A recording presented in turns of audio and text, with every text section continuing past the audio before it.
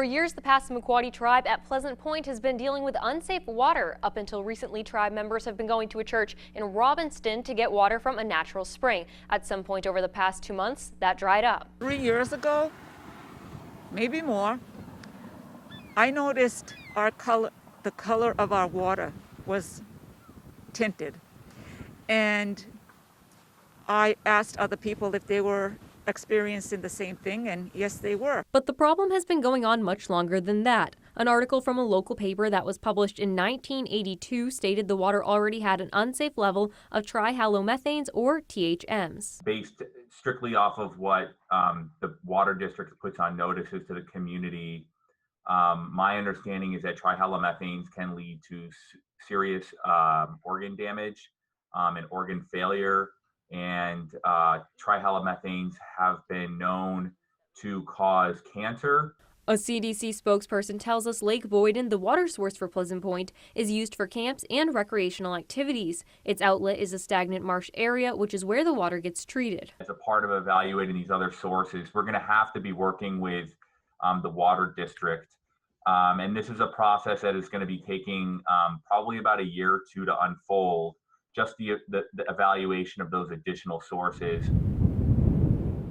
Even when a course of action is decided, they'll have to find a way to pay for it. Research shows THMs aren't just harmful if ingested, but can also be absorbed through the skin. It's said in the year 2020 that the largest, most populous nation in the world, and we're still dealing with third world issues on a reservation. The vice chief of the Passamaquoddy Tribe at Pleasant Point says the water is an important part of their culture, saying it holds life. We have a direct relationship. It's like a kinship to the water. We see it as a relative and it's a part of us. So there's no separation. Some of those living there say the problems with the water highlight inequity. A report from the U.S. Water Alliance says Native tribes are more likely to face this issue than any other group in the country. If this was Kennebunkport or Cape Elizabeth, Arno, or Caribou, Maine, it would have been resolved 3 or 4 decades ago. So where does that leave us and how does that make us feel, right? We have to internalize some of that in terms of like, is this what we are left with? Is this what we deserve? So far, Wabanaki Public Health has distributed nearly 7,000 gallons of water to tribe members. Never mind the emotional impacts that people deal with when they're drinking dirty water.